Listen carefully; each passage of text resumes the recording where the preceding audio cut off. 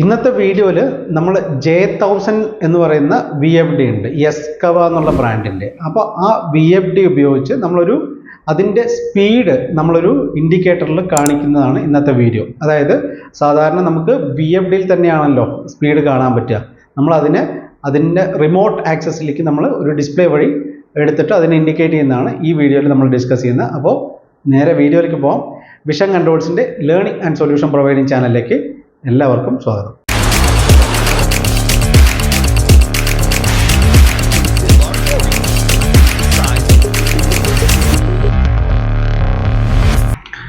അപ്പോൾ നമ്മൾ ഇന്നത്തെ വീഡിയോയിൽ എസ്കവ എന്നുള്ള VFD, അതായത് നമ്മൾ J1000 എന്ന് പറയുന്ന മോഡലാണ് എടുത്തിരിക്കുന്നത്. J1000 ആ VFDയുടെ നമുക്ക് എന്ത് ചെയ്യുന്നത് വെച്ച് കഴിഞ്ഞാൽ പൊട്ടൻഷ്യോമീറ്റർ ഉപയോഗിച്ചിട്ട്, നമ്മൾ എന്ത് ചെയ്യുന്നു, സ്പീഡ് കൺട്രോൾ ചെയ്യുന്നു.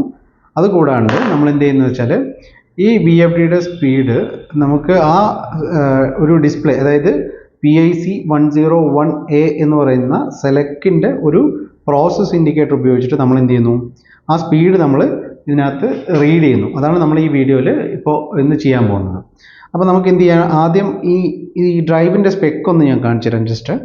അപ്പോൾ ഇതിനകത്ത് ഉപയോഗിച്ചിരിക്കുന്നത് കാണുന്നുണ്ടാവുമെന്ന് വിചാരിക്കുന്നു. അതായത് CIMR JTBA എന്ന് പറയുന്നത്, അതായത് 0.75 കിലോവാട്ടിൻ്റെ 1 HP ഡ്രൈവാണ്. സിംഗിൾ ഫേസ് ഇൻപുട്ടാണ് ഇതിനകത്ത് കൊടുത്തിട്ടുള്ളത്. ഇതിൻ്റെ നെയിം പ്ലേറ്റ് ഇപ്പോൾ ഡിസ്പ്ലേയിൽ ഇട്ട് തരാം. ഇപ്പോൾ സിംഗിൾ ഫേസ് ഇൻപുട്ടാണ് നമ്മൾ കൊടുക്കുന്നത്. 3 phase ആണ് ഔട്ട്പുട്ട് എന്ന് പറയുന്നത്. അപ്പോൾ ഇതാണ് ഇതിൻ്റെ സ്പെസിഫിക്കേഷൻ. പിന്നെ ആംസ് വന്നിട്ട് 3 amps ആണ് ഇതിൻ്റെ കപ്പാസിറ്റി. അതാണ് ഈ മോഡൽ നമ്പറിൽ തുടക്കത്തിൽ കാണിക്കുന്നുണ്ടല്ലോ, JTB കഴിഞ്ഞിട്ട് വരുന്ന ആ 003 എന്ന് പറയുന്നത്, ആ 3 എന്ന് പറയുന്നതാണ് അതിൻ്റെ ആംസ് റേറ്റിംഗ് എന്ന് പറയുന്നത്. അപ്പോൾ ഏകദേശം ഇതിൻ്റെ സ്പെസിഫിക്കേഷൻ മനസ്സിലായെന്ന് വിചാരിക്കുന്നു. എസ്കവയിൽ തന്നെ വരുന്ന ഏറ്റവും ഒരു ബേസിക് ആയിട്ടുള്ള ഡ്രൈവാണ് ഈ J1000 എന്ന് പറയുന്നത്. അതിന് ശേഷം പിന്നെ അവരുടെ അടുത്തുള്ള മോഡലാണ് V1000 എന്ന് പറയുന്ന ഒരു മോഡൽ. V1000 ഉണ്ട്, അതേപോലെ തന്നെ A1000 ഉണ്ട്. പിന്നെ ഇത് രണ്ടിൻ്റെയും പുതിയ അപ്ഡേറ്റഡ് മോഡൽ വന്നിട്ടുണ്ട്. GA500 അത് V1000 പകരമായിട്ട്, അതേപോലെ GA700 എന്ന് പറയുന്ന മോഡൽ A1000 പകരമായിട്ട് എസ്കവ ഇറക്കിയിട്ടുണ്ട്. അപ്പോൾ നമുക്ക് ഇപ്പോൾ ചെയ്യേണ്ടത് എന്താണെന്ന് വെച്ച് കഴിഞ്ഞാൽ ഇത്രയേ ഉള്ളൂ സംഗതി. ഒരു പൊട്ടൻഷ്യോമീറ്റർ ഉപയോഗിച്ചിട്ട് നമ്മൾ ഇതിൻ്റെ സ്പീഡ് കൺട്രോൾ ചെയ്യുന്നു. ഓക്കെ, VFDയുടെ സ്പീഡ് കൺട്രോൾ ചെയ്യുന്നു. ഓൺ ഓഫ് ഈ കീപാഡിൽ തന്നെയാണ് നമ്മൾ സെറ്റ് ചെയ്തിട്ടുള്ളത്. ഓക്കെ, പിന്നെ അതേപോലെ ഇതിൻ്റെ റീഡിങ് നമ്മളിവിടെ കാണിക്കുകയും ചെയ്യും. ഇതാണ് നമ്മളിപ്പോൾ ചെയ്യാൻ ഉദ്ദേശിക്കുന്നത്. അപ്പോൾ നമുക്കിതിൻ്റെ വയറിങ് ജസ്റ്റ് ഏതൊക്കെ ടെർമിനൽസ് ആണ് എന്ന് നോക്കാം. പല ആൾക്കാരും കമൻറ്റ് ബോക്സിൽ വയറിങ് ഡീറ്റെയിൽസ് ഇല്ല എന്ന് പറയുന്നുണ്ടായിരുന്നു. അപ്പോൾ നമുക്ക് അവരെ കാണിക്കാൻ വേണ്ടിയിട്ട് പ്രത്യേകിച്ച് വയറിങ് ഡീറ്റെയിൽസ് ഒന്ന് കാണിക്കാമെന്ന് വെച്ചു.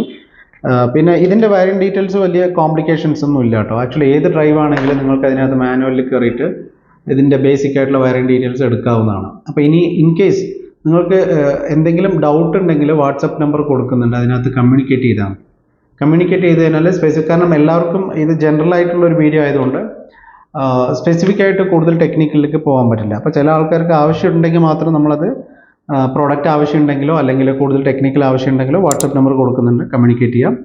അതേപോലെ കമൻറ്റ് ബോക്സിൽ നിങ്ങൾക്ക് മെൻഷൻ ചെയ്യാം, എന്തെങ്കിലും നിങ്ങളുടേതായിട്ടുള്ള അഭിപ്രായങ്ങൾ മെൻഷൻ ചെയ്യാം. അപ്പോൾ നമുക്കിതിൻ്റെ ടെർമിനൽസിലേക്ക് പോകാം. ടെർമിനൽസ് ഫോക്കസ്ഡ് ആവുന്നുണ്ടോ നോക്കാം. ഇവിടെ ഇതാണ് ആക്ച്വലി ടെർമിനൽസ് കാണുന്നുണ്ടെന്ന് വിചാരിക്കുന്നു. അപ്പോൾ ഇതിനകത്ത് S1, S2, S3, S4, S5 എന്ന് പറയുന്നതാണ് ഇതിൻ്റെ ഡിജിറ്റൽ ഇൻപുട്ട്. ഓക്കെ, ഇതിനകത്ത് ശ്രദ്ധിച്ചാൽ മനസ്സിലാവും. ഇത് ഓരോന്നും ഇതിൻ്റെ ടെർമിനൽസ് ആണ്, ഡിജിറ്റൽ ഇൻപുട്സ് ആണ്. SC എന്ന് കാണും ഇതിനകത്ത്. SC ആണ് ഇതിൻ്റെ കോമൺ എന്ന് പറയുന്നത്. അതിനുശേഷം വരുന്നതാണ് A1 V plus AC എന്ന് പറയുന്നത്. അതായത് അനലോഗ് ഇൻപുട്ടും ഔട്ട്പുട്ടും നമുക്ക് കൊടുക്കാൻ വേണ്ടിയിട്ടുള്ള ടെർമിനലാണിത്. അതായത് A1ഉം AC എടുക്കുക, V plus കൊടുക്കുക. ഇത് 3 ടെർമിനൽസാണ് നമ്മൾ മെയിനായിട്ട് ഫോക്കസ് ചെയ്യേണ്ടത്. അതായത് AMAC എന്ന് പറയുന്ന ടെർമിനൽസ് ഉണ്ട് ഇതിനകത്ത്. അതായത് AMAC ഇതാണ് എവിടേക്ക് പോയിരിക്കുന്നത്, നമ്മളുടെ പ്രോസസ് ഇൻഡിക്കേറ്ററിലേക്ക് കണക്ട് ചെയ്തിട്ടുള്ളത്. ഈ 2 വയർ, ഈ ഗ്രേ കളറും അതുപോലെ ബ്രൗൺ വയേഴ്സും, ഇത് രണ്ടും, അതായത് അവസാനത്തെ 2 ടെർമിനൽസ് AMAC, ഇത് നമ്മൾ പ്രോസസ് ഇൻഡിക്കേറ്ററിലേക്ക് കൊടുക്കുക. ബാക്കി 3 വയർ പൊട്ടൻഷ്യോമീറ്ററിൻ്റെ വയേഴ്സാണ്. ഈ 3 വയർ നമ്മൾ നേരെ എന്ത് ചെയ്യണം, A1 V plus AC എന്ന് പറയുന്ന ഈ 3 ടെർമിനലിലേക്ക് നമുക്ക് കൊടുക്കാൻ പറ്റും. അതാണ് ഇതിൻ്റെ വയറിംഗ് ഡയഗ്രാം എന്ന് പറയുന്നത്. ഇനിയിപ്പോൾ പ്രോസസ് ഇൻഡിക്കേറ്ററിലേക്ക് വരികയാണെങ്കിൽ ഇതിലേക്ക് വയറിംഗ് വളരെ സിമ്പിളാണ്. അതായത് ഫേസും ന്യൂട്രലും 1ഉം 2ഉം കൊടുക്കാം. പിന്നെ വന്നിട്ട് നമുക്ക് ഇവിടെ അതായത് ഈ 6, 7, 8 എന്ന് പറയുന്നുണ്ടല്ലോ, അതിനകത്ത് നമ്മൾ 4 to 20 മില്ലി ആംസ് ആണ് കൊടുക്കുന്നതെങ്കിൽ, അല്ലെങ്കിൽ 0 to 10 ആണ് കൊടുക്കുന്നുണ്ടെങ്കിൽ നമുക്ക് ഉപയോഗിക്കേണ്ട വയേഴ്സാണ് ഈ 3 അപ്പോൾ നമ്മളിവിടെ ആക്ച്വലി എന്താ എടുത്തിരിക്കുന്നത് വെച്ച് കഴിഞ്ഞാൽ ഇപ്പോൾ വോൾട്ടേജ് ആണ് എടുത്തിരിക്കുന്നത്. അപ്പോൾ അതുകൊണ്ട് 6ഉം 7ഉം ആണ് നമ്മൾ ഇവിടെ എടുത്തിരിക്കുന്നത്. ഈ 2 ടെർമിനൽസ് അത് നമ്മളിവിടെ കണക്ട് ചെയ്തിട്ടുണ്ട്. 4 to 20 ആണ് എടുക്കണമെങ്കിൽ 7ഉം 8ഉം നമുക്ക് എടുക്കാം. ഈ രണ്ട് ടെർമിനൽസ് എടുക്കാം കേട്ടോ. ഇതിനകത്ത് പ്രത്യേകിച്ച് കോംപ്ലിക്കേഷൻസ് ഒന്നുമില്ല. ഈ വയറിങ് ഈ 3 ടെർമിനൽ കണക്ട് ചെയ്യുക, ഫേസും ന്യൂട്രലും ഇതിനകത്ത് കൊടുക്കുക. ഇത്രയേ ഉള്ളൂ ഇതിൻ്റെ ടെർമിനൽസ് എന്ന് പറയുന്നത്. അത് ഇതിൻ്റെ അതായത് ഈ ബോഡിയിൽ തന്നെ കൊടുത്തിട്ടുണ്ട് കേട്ടോ, ഇതിൻ്റെ വയറിങ് എങ്ങനെയാണ് കൊടുക്കേണ്ടതെന്നുള്ളത്. അപ്പോൾ അത് നോക്കി കണക്ട് ചെയ്യുക. മാനുവലും പ്രൊവൈഡ് ചെയ്തിട്ടുണ്ട്. ഇതാണ് നമ്മുടെ ഡിവൈസ്. അപ്പോൾ ഇനി നമുക്ക് ഇതൊന്ന് ക്ലോസ് ചെയ്തതിന് ശേഷം നമുക്ക് പവർ അപ്പ് ചെയ്തിട്ട് ഇതിൻ്റെ വർക്കിംഗ് ഒന്ന് നമുക്ക് നോക്കാം, എങ്ങനെയാണ് ഇത് വർക്ക് ചെയ്യുന്നത് എന്നുള്ളത് നോക്കാം.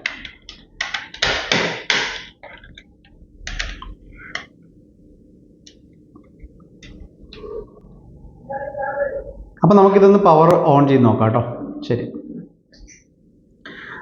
ഇപ്പോൾ ഓണായിട്ടുണ്ട്.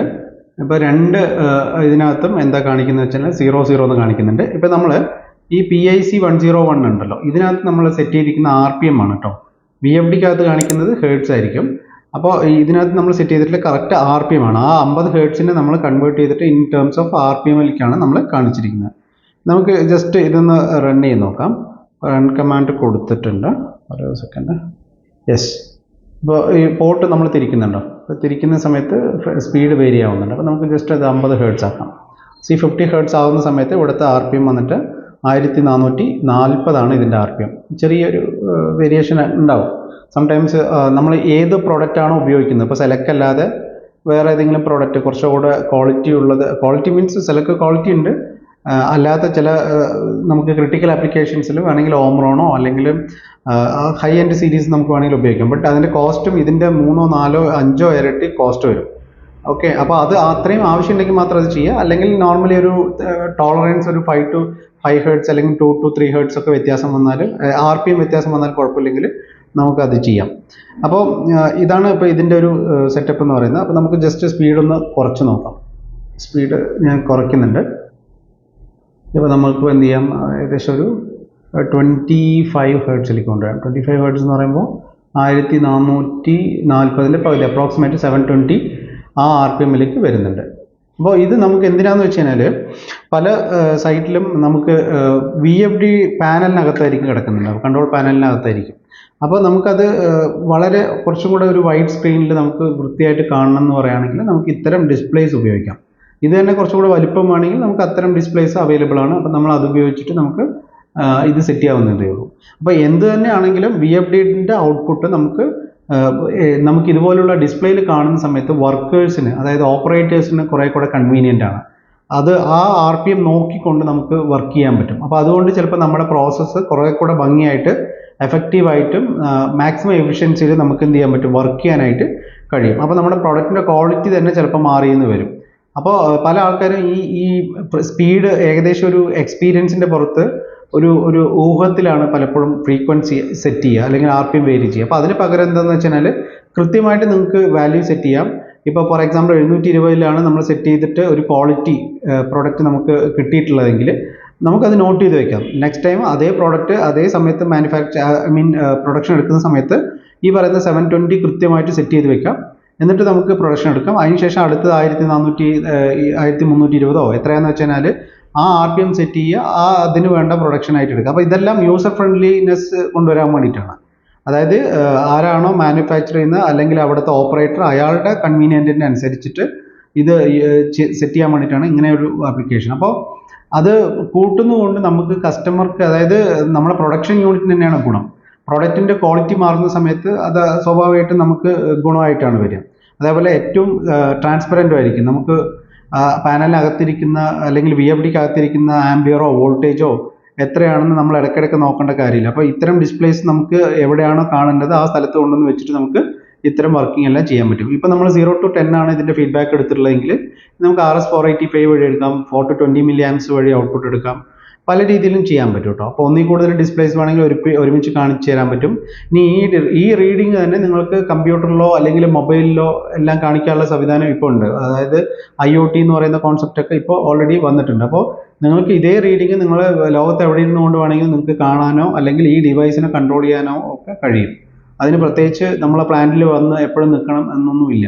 അതേപോലെ അതിൻ്റെ റിപ്പോർട്ട്സും നമുക്ക് എടുക്കാൻ പറ്റും. ഈ VFDയുടെ എത്ര നേരം ഓണായി, എത്ര നേരം ഓഫായി എന്നുള്ള, എത്ര ഓവർലോഡ് വന്നു, ഇതിന് അലാറം വല്ലതും വന്നിട്ടുണ്ടോ, അങ്ങനെയുള്ള കാര്യങ്ങളെല്ലാം നമുക്ക് ചെക്ക് ചെയ്യാനായിട്ട് കഴിയും.